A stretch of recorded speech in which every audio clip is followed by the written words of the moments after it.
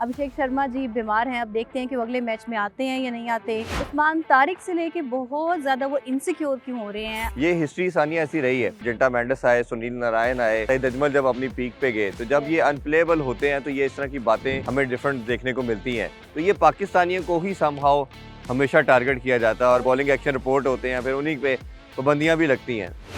अस्सलाम वालेकुम एवरीवन, मैं हूँ सानिया मुमताज़ और मेरे साथ हैं एंकर, एक्सपर्ट और एनालिस्ट इरफान ज़हीर।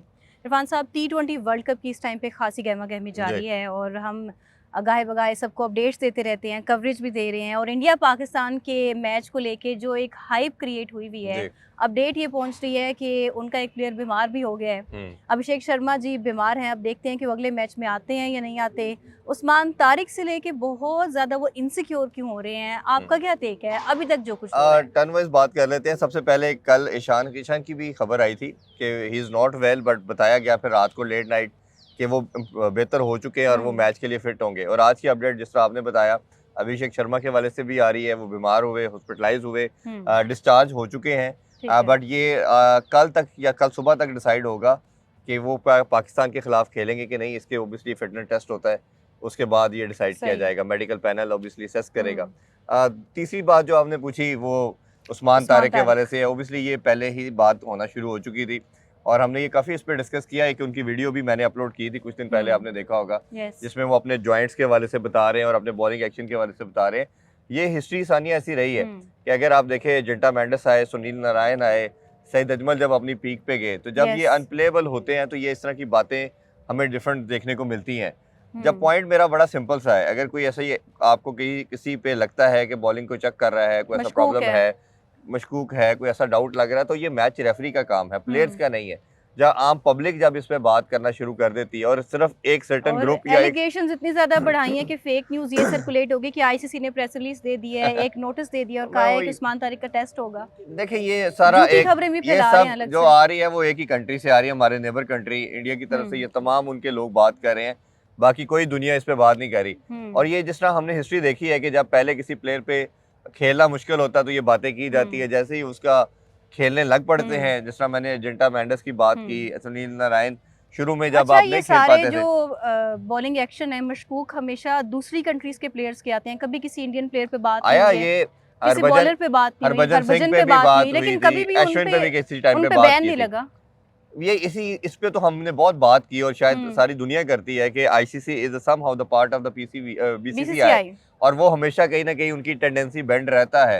आपको कई दफा एक बड़ी लंबी हिस्ट्री ऐसे प्लेयर की, ऐसे मामलात की, तो वो हमेशा से ऐसी उनका एक्शन होता है कि जो पाकिस्तान पे आता है, जिसमें आप शुएब अख्तर की बात करें, शबीर अहमद हमारे टॉल फास्ट बॉलर थे, उनकी बात करें, फजल अकबर एक थे, तो हमें फिर सईद अजमल आए, फिर मोहम्मद हफीज आए।